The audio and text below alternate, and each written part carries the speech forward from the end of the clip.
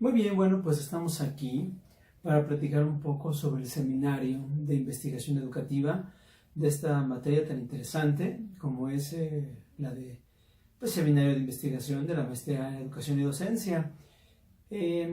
Para este protocolo he escogido un tema que a mí me apasiona, me gusta mucho, me atrae. Es una profesión en la que he trabajado los últimos años. No lo sé todo, tal vez casi. Eh, es algo que me levanta mucho enigma, honestamente hablando. No tengo todas las respuestas para esta situación, pero existe algo que me llama mucho la atención. Me doy cuenta que en México los alumnos no aprenden el idioma inglés, no desarrollan su uso funcional y comunicativo. Y bueno, encuentran diferentes complicaciones a lo largo del camino. Aquí tenemos que diferenciar diferentes etapas en las que un alumno se aproxima al estudio del idioma. Etapas iniciales, etapas intermedias, etapas avanzadas. Y bueno, en cada una de ellas yo he encontrado ciertas deficiencias en los programas que se manejan en diversos lugares, a diversos niveles y con diferentes propósitos. Yo lo que veo, yo lo que entiendo es que hay un problema de concepción, cómo acercar el estudio del idioma al alumno. Y aquí existe una falacia, la falacia es un tanto clara.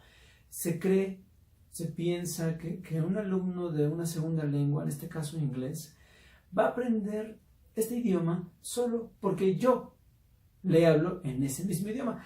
Y esa es una incoherencia hasta cierto punto.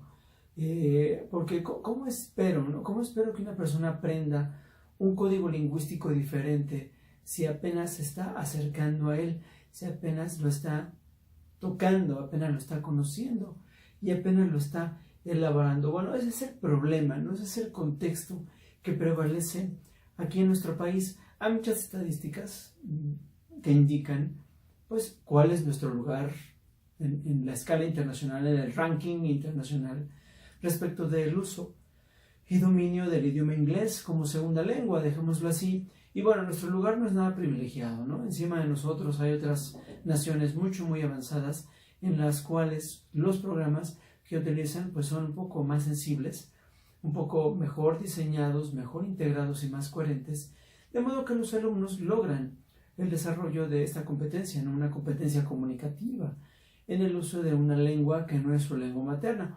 Vamos a empezar a diferenciar estos términos, ¿no? Lo que es una lengua materna, lo que es una segunda lengua, porque nos va a servir mucho para la presentación de este protocolo y las condiciones e implicaciones que están involucradas en el mismo.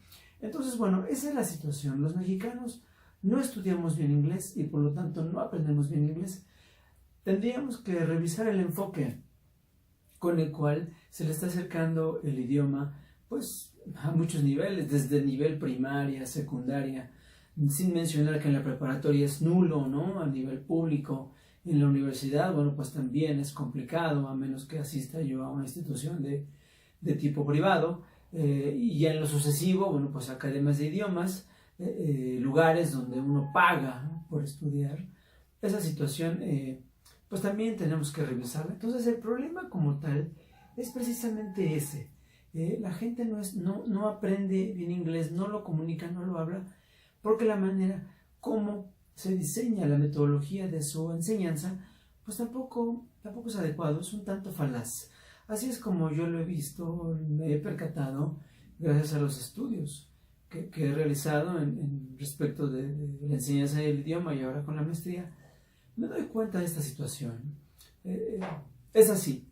Puede sonar triste, pero así sucede, ¿no? Entonces, bueno, la situación teórica en la que he decidido acotar un poco mejor este protocolo de investigación, pues va en torno de tres aspectos, tres ejes, tres temas que son importantes. Procesos de adopción de segundas lenguas, el uso de la lengua materna dentro de el salón de segundas lenguas Y pues lo que se dice en teorías de educación, en aproximaciones, en teoremas, esta situación de las zonas de desarrollo próximo y zonas de desarrollo potencial. Me parece que revisando estos tres temas y viendo cómo se han aplicado y cómo se trabajan en los diferentes programas, podemos detectar un poco con exactitud dónde se debe trabajar con mayor fuerza y con mejor organización, ¿no? Entonces, bueno, pues es precisamente bilingüismo, zonas de desarrollo próximo, desarrollo potencial, procesos de aprendizaje de segundas lenguas. Vamos a comenzar desde esas perspectivas. Vamos a comenzar con pues lo que sería establecer algunas preguntas, ¿no? Para justificar y darle mejor relevancia a este problema. Yo planteo algunas preguntas dentro de este protocolo, ¿no? Que intento responder por medio de toda la teorización e investigación que he llevado a cabo dentro de esta materia. Por ejemplo, existe esa situación. Nuestro objetivo dentro de este protocolo pues es precisamente demostrar que el uso de la lengua materna en niveles preliminares del estudio del idioma inglés, aquellos marcados dentro del marco común europeo de referencia en estudio de las lenguas, que serían los tres primeros niveles preliminares A1, A2 y B1, demostrar que el uso de la lengua materna en estos niveles provee al alumno con un sistema de apoyo de adquisición del lenguaje para que sea capaz de lograr zonas de desarrollo próximo y de desarrollo potencial, de manera que refleje una mejor, más rápida, eficaz y duradera adopción del idioma inglés, que lo conduzca posteriormente a darle este uso comunicativo profesional, que es el objetivo que muchos alumnos persiguen. Dentro de las hipótesis que planteo para este protocolo, pues se encuentra, por ejemplo, las indicadas en los ejes que explicaba, el uso del bilingüismo como enfoque pedagógico y que beneficia al alumno de segundas lenguas, pues lo acerca sensiblemente al uso de otro idioma por comparar la manera en que funciona ese idioma y en la manera en que usa el idioma propio. Recordemos que una de las condiciones que establece una disciplina llamada lingüística aplicada, pues es precisamente esa, ¿no? La lingüística aplicada marca: quien desea estudiar una segunda lengua debe tener un dominio importante de la propia, ¿no? A nivel morfológico, sintáctico, semántico y pragmático. Entonces, esta sería nuestra primera hipótesis. Después, el uso de la lengua materna no desvirtúa el aparato de aprendizaje de una segunda lengua, en este caso el inglés. Por el contrario, lo apoya y lo reafirma, pues la lengua materna tiene un uso social dentro del proceso de aprendizaje. Sin este uso social, no es posible llevar a cabo un trabajo colaborativo, lo cual también tiene una implicación ética y de derechos humanos lingüísticos. ¿A qué me refiero? Me refiero a que en el salón de clases, inevitablemente los alumnos, cuando empiezan a trabajar de manera cooperativa o colaborativa, bueno, inevitablemente se empiezan a comunicar en español para reafirmar conceptos, para checar el entendimiento de alguna oración, de alguna estructura. Esa parte en la que se comunican en español, pues les ayuda a aterrizar algunos conceptos que yo no sé y que mi compañero sí conoce, que yo no manejo y que mi compañero sí lo hace. Les ayuda enormemente a aterrizar y entender y comprender cuál es la actividad de ese momento. Ahora, respecto de la cuestión ética y social, me parece importante mencionar que hoy en día, bueno, los alumnos, las generaciones nuevas, ya no aprenden como aprendí tal vez yo el idioma inglés hace 20 o 25 años aproximadamente. Ellos son mucho más pragmáticos. Le buscan el uso práctico, el uso inmediato, el uso para salir de la situación de emergencia. Por lo tanto, necesitan hacer un manejo de conceptos un poco más dinámico, un poco más funcional y operativo en su momento, además de que, bueno, no han desarrollado todavía pues técnicas específicas de indagación para investigar, para curiosear situaciones que se convierten en variables dentro de este proceso del aprendizaje de la lengua. Y bueno, respecto de aquello de lo ético y los derechos humanos lingüísticos, pues solo imaginemos a una persona que se encuentra en un juicio por alguna situación, algún delito o acción que llevó a cabo incorrecta, se encuentra en juicio, y ese juicio está llevándose a cabo en un idioma en el que él no habla, él o ella no hablan. Entonces, ¿cómo es posible hablar de justicia dentro de este proceso de enjuiciamiento por el cual está atravesando si no entiende lo que se menciona de él, lo que se dice de él, de qué se le acusa, de qué manera se puede defender y todo lo derivado de dicho juicio? Al no entenderlo, pues queda perfectamente indefenso, queda vulnerable al sistema de justicia de ese idioma, y lo más seguro pues es que salga perdiendo. Es algo muy similar que sucede pues dentro del salón de clases. Hay alumnos que tienen una mejor competencia en el uso, en la adopción, en el entendimiento y el análisis de una segunda lengua, pero hay quienes no poseen estas competencias aún tan desarrolladas y pues se encuentran en una situación en la que llevan las de perder, como se dice coloquialmente. ¿Ok? Nuestra tercera hipótesis dice así: el uso de la lengua materna al momento de aprender inglés le otorga confianza al aprendiz, porque le ayuda a darse cuenta que sí entiende lo explicado y lo motiva intrínsecamente hacia el objetivo original de aprender una segunda lengua. Esto se hará únicamente durante los primeros 3 niveles de dominio definidos por el marco común europeo de referencia para estudio de las lenguas, que ya mencionábamos previamente, que son los niveles A1, A2 y B1. Bueno, esta es una cuestión de psicología del aprendizaje.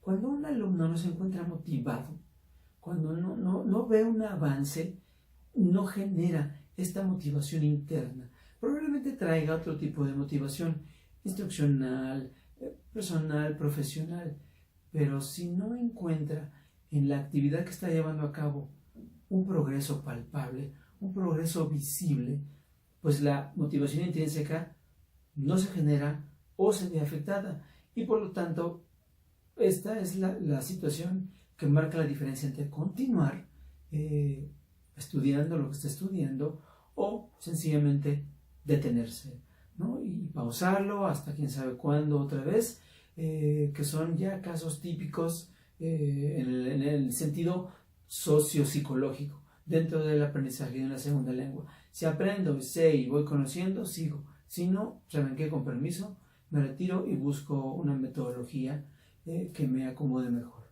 Entonces, esas son las 3 hipótesis que tenemos identificadas dentro de este protocolo. Ok, bueno, ¿cómo vamos a trabajar? ¿Cuál va a ser la metodología de aproximación, de acercamiento a este protocolo de investigación? Bueno, pues precisamente vamos a comenzar hablando por estos factores, esta situación de zonas de desarrollo próximo, constructivismo social, constructivismo educativo, planteadas por Vygotsky en el siglo pasado, muy recientemente, en las que él establece que un alumno llega a una zona de desarrollo próximo cuando no sabe hacer algo y después recibe la ayuda del experto para poder llevar a cabo una tarea. Entre estas 2 situaciones, pues es donde prevalece la zona de desarrollo próximo.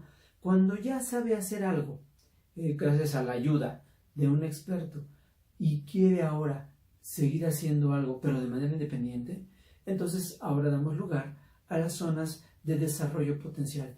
Me parece que precisamente en estos niveles iniciales, A1, A2 y B1, falta mucho trabajo de desarrollo de zonas, perdón por la redundancia, creación de zonas de desarrollo próximo, entre lo que el alumno no sabe hacer y lo que puede hacer con ayuda de un experto, que es donde entra la función del profesor, ¿no? Imaginémonos a un alumno en nivel A1, pues que no domina vocabulario, no conoce los verbos, no entiende el uso de los auxiliares y en general pues desconoce por completo el uso de la sintáctica, el uso de la gramática, la cuestión léxica del estudio del idioma. Bueno, necesita tener una base clara, un fundamento firme y un basamento sólido para empezar a construir a partir de dicha base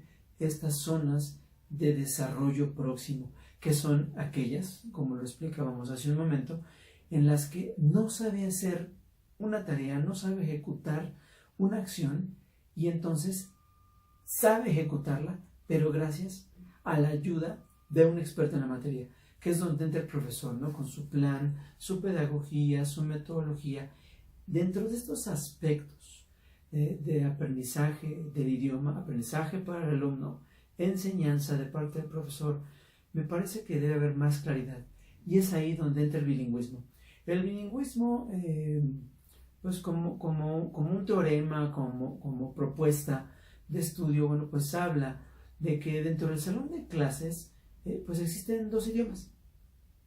Uno que es nativo y uno que es al que voy a aproximarme, el que quiero adquirir, el que quiero aprender. Estos dos idiomas se tienen que ir balanceando.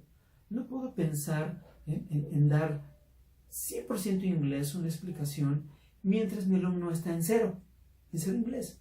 No va a haber ahí una concatenación de conceptos, se va a encontrar perdido en el espacio en perfecto estado de indefensión. No va a saber qué hacer, le voy a estar explicando algo en el pizarrón y él probablemente me vea y diga yes teacher, it's okay, pero por dentro está lleno de dudas. Entonces, en un salón de segundas lenguas hay dos códigos lingüísticos, uno que es el del inglés y otro que es el del español. Entonces, bueno, debemos de mediar esta carga léxica, debemos de saber trabajar este equilibrio entre lo que yo quiero que entienda y cómo se lo estoy dando a entender y cómo el alumno lo va a entender, lo va a asimilar y lo va a comprender para posteriormente usarlo, ¿no? Es un proceso constructivo del aprendizaje. Si no tengo claro el tema 1, bueno, pues no voy a poder acceder al tema 2. Si no tengo claro el tema 1 y 2, no voy a poder acceder al tema 3 y así sucesivamente por medio de aproximaciones o zonas de desarrollo próximo y posteriormente zonas de desarrollo potencial, ¿no? Entonces, primero que nada, hay que revisar pues esta situación de las zonas de desarrollo, el bilingüismo, para posteriormente pues aterrizar y revisar la teoría sobre procesos de adopción o procesos de aprendizaje de segundas lenguas, las cuales marcan pues que una segunda lengua se adquiere del mismo modo que se adquiere la primera, pero ahí pues también hay ciertos huecos metodológicos y pedagógicos. Por imitación, nosotros aprendemos español por repetición, por observación y por imitar y reproducir lo que las personas mayores hacían y decían. Bueno, respecto al inglés es posible lograr cierto avance, cierta adopción del idioma si accedo a la cuestión de las funciones. Repito, la función del idioma. Una función es una situación contextualizada, como llegar a un hotel, cómo ordenar en un restaurante, cómo tomar un taxi y pedirle que me lleve a cierta dirección. Si imito esas funciones con su vocabulario contextualizado, pues bueno, podría yo empezar a reproducir el idioma inglés, pero desconociendo al mismo tiempo pues cómo opera la gramática, cómo se mueve la sintáctica, el uso de los tiempos. Esa parte queda un poco incompleta. A veces pues veo, ¿no?, que las diferentes referencias sobre procesos de aprendizaje, enseñanza y aprendizaje del idioma inglés siguen un poco estancadas, siguen un poco atoradas entre si enseñar funciones y descuidar la gramática, o al revés, estudiar la gramática descuidando las funciones ya contextualizadas, ¿no? Entonces, bueno, esos serían los ejes sobre los que se movería este protocolo de investigación. Bueno, revisar la teoría de Vygotsky, revisar a Scrivener, revisar a Krashen, ¿no? Respecto de los procesos de adopción de segundas lenguas, cuestión que viene redactada en inglés, ¿verdad? ¿Cómo voy a pedirle a Krashen que me explique cómo aprender inglés si el libro viene escrito 100% en inglés, ¿no? Entonces, por ahí, por ejemplo, faltaría hacer una revisión bibliográfica de quién en español me dice la mejor manera o cuál puede ser la mejor manera de acercarse al estudio del idioma inglés. Bueno, entonces esas son un poco la metodología que pensamos seguir, ¿no? Nuestro protocolo de investigación y respecto de las características metodológicas de la misma, bueno, pues hay que marcar que esta metodología es explicativa. Es explicativa porque constituye un conjunto organizado de principios, inferencias, algunas creencias, descubrimientos y afirmaciones por medio de las cuales se interpreta una realidad, ¿no? Cuestiones que yo he observado detenidamente, claramente, he analizado, platicado con los alumnos. Yo mismo les he dicho, oye, ¿tú cómo crees que sería tu desempeño si recibieras una explicación en español? Híjole, teacher, yo creo que entendería mucho mejor o me quedaría mucho más claro, ¿no? A mí me gusta ser muy cercano con los alumnos en ese sentido, en el sentido de, ¿estás entendiendo? Mira, si no entendiste, te lo puedo explicar muy rápido en 2 o 3 palabras en español. También habría que revisar esa parte del uso del idioma respecto de cómo viene integrado mi discurso, ¿no? Cómo viene integrado mi speech para acercar de manera más puntual al alumno al aprendizaje de una segunda lengua. Porque, bueno, no podemos dejar de tomar en cuenta que el propósito de todo esto, pues es dominar una segunda lengua. El propósito y la meta de esta situación es apoyar al alumno a que logre el dominio de esta segunda lengua. Sin eso, pues, se pierde, ¿no? Se pierde el enfoque y empezamos a irnos por otro camino, ¿no? Entonces, nuestra metodología, nuestra investigación es explicativa por estas características que menciono. También, dentro de este paradigma, dentro de este protocolo, vamos a considerar aspectos tanto cuantitativos como cualitativos. Lo cuantitativo es inevitable. Siempre se le evalúa, por ejemplo, en cuestiones de evaluación, al alumno se le evalúa en el sentido de 0 a 10, ¿no? Cuánto asimiló, cuánto supo, cómo lo supo manejar y trabajar de manera que la respuesta haya sido correcta y lo cual se convierte en un número. Pero aquí debemos tomar, yo creo que mayormente en cuenta, el sentido cualitativo, cómo lo asimila, cómo lo interpreta, cómo lo aplica, y eso habla de cómo fue su proceso de asimilación, cómo fue su proceso de comprensión de este proceso de aprendizaje que contempla aspectos tanto cuantitativos como cualitativos. La cuestión cualitativa pues se va a ver reflejado en que, por ejemplo, tendremos que llevar a cabo entrevistas en profundidad, pues observaciones no participantes, entrevistas estructuradas, llevando a cabo cuestionarios cerrados y cuestionarios de tipo abierto, en los cuales pues se indague, ¿no? sobre qué conveniencia encuentran tanto maestros y alumnos al momento de hacer un uso pedagógico, un uso metodológicamente bien guiado en el uso de la lengua materna para acercar al alumno en el entendimiento de una segunda lengua. Aquí, revisando teoría y bibliografía, he encontrado algunos estudios que se han hecho principalmente en Puerto Rico, principalmente en España, principalmente en Cuba, en donde se han llevado a cabo investigaciones en este sentido. Los profesores hacen preguntas a los alumnos o hacen experimentos en los cuales, bueno, pues empiezan a hablar en español, empiezan a dar explicaciones en lengua materna, y los alumnos, pues lo único que les sucede, o lo peor que les sucede, es que entienden con mayor precisión y claridad cómo funciona, cuáles son los pormenores, características, excepciones y reglas en el manejo del idioma inglés de manera más puntual y de manera más completa, ¿no? También nuestra metodología, pues también va a ser explicativa, ¿no? Decía yo, perdón, va a ser exploratoria. Va a ser exploratoria porque es un tema que al menos en México no se toca demasiado. Existe cierto tabú, ¿no? Existe cierto miedo a utilizar el idioma español dentro de la clase de inglés para lograr que el alumno tenga un mejor entendimiento. Sí lo he hecho, claro, lo he tenido que hacer según ciertos contextos y según ciertos niveles de competencia de mis alumnos, y precisamente lo que encuentro es que pues lo entienden mejor. Cuando lo voy equilibrando, cuando lo voy variando, pues ellos lo comprenden más y por lo tanto son capaces de llevarlo a una zona de desarrollo potencial en el que pueden hacer un uso más autónomo, más libre y más independiente de esta lengua. ¿Ok?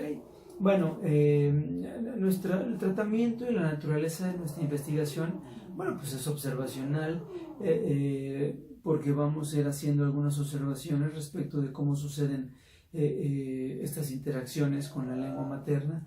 También podemos decir que es un tanto experimental. Podemos plantearlo como, vamos a llevar a cabo un experimento que suceda de esta manera, a ver cuál es la reacción de la gente.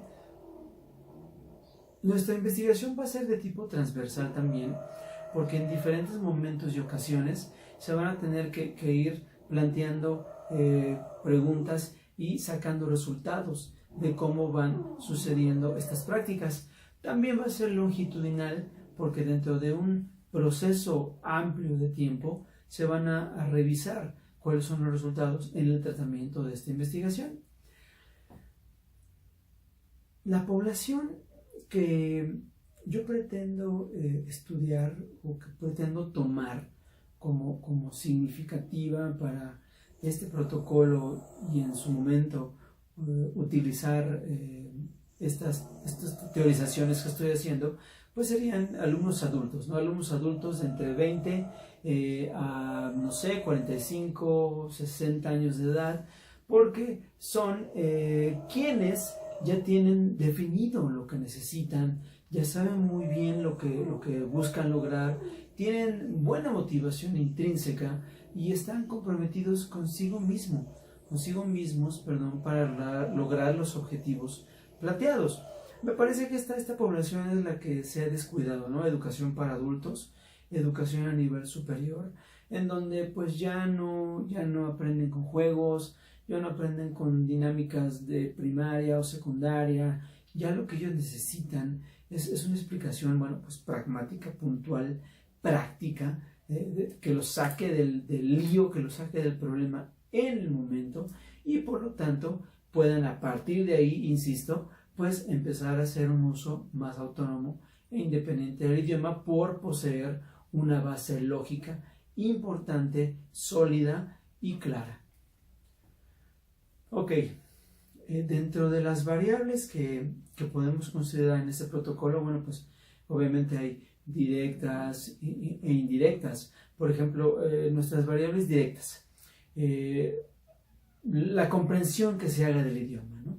Bueno, pues la indirecta, saber cuál es su antecedente, dónde lo estudió, que también lo adoptó, que también lo entendió, que también lo maneja, que también lo identifica, para poder hacer una adopción clara, ¿no? Nuestra variable dependiente y más importante, pues es que el alumno entienda y sepa cómo estructurar ideas en inglés, cómo comunicarse en idioma inglés, gracias a las comparaciones que en algún momento se hicieron con su lengua materna. Detrás de todo eso vienen todas las variables independientes que ella mencionaba, bueno, pues un poco derivativas también, un poco su situación socioeconómica, un poco el sentido de urgencia que tenga, obviamente pues los antecedentes que tenga, que también lo aprendió, de qué manera se ha aproximado a él, cómo se lo han acercado, qué le han dicho, y todo eso que se conoce cuando se realiza un examen de colocación o un examen preliminar de diagnóstico. Ok, esas serían las variables, ¿no? De alguna manera.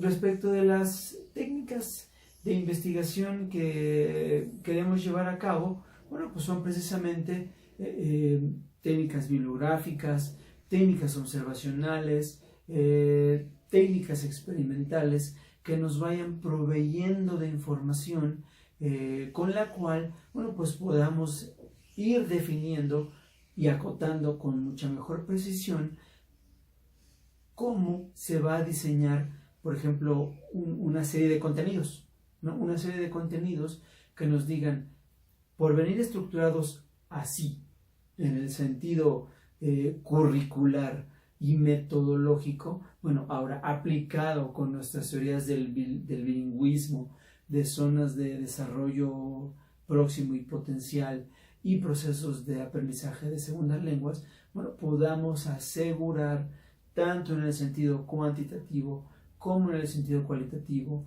el que nuestros estudiantes puedan lograr una asimilación pues más clara, ¿no? Una comprensión verdadera, total, palpable y latente del idioma inglés. No saben cómo me entusiasma, cómo me agrada ver cuando un alumno dice, ya lo entendí, teacher, esto nadie me lo había explicado con tanta puntualidad, no es nada difícil, solo que, ¿qué sucedía?